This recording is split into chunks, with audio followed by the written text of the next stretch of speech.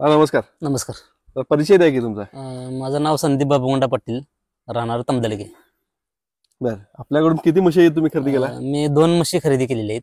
आणि त्याच्या आधी एक म्हस घेऊन गेला होता. त्याच्या आधी एक म्हस होऊन गेली. आणि तुम्ही 3-4 वेळा येऊन व्यवस्थित बघून मगच खरेदी केलं बरोबर? बरोबर. म्हणजे आलं आणि लगेच घेतलं असं झालं नाही. नाही. 3-4 वेळा येऊन बघून व्यवस्थित. कसं वाटलं आपला व्यवहार? व्यवहार एक नंबर आहे. म्हशी पण चांगल्या आहेत. जे तुम्ही दूध सांगितलं होतं त्याप्रमाणे दूध पण देतात. द्यायला जातात. काय अडचण नाही. बर. आणि बाकी इथं तुम्हाला काय म्हणजे हे वाटलं? बाकीचं काय इथलं व्यवस्थापन चांगलं आहे. त्यानंतर काय अडी अडचण आले तर गोट्यावर रेट भैया रेट पण कसं आहे येतात. आपल्याकडे? एक म्हस 1,20,000 घेतलेली. बर.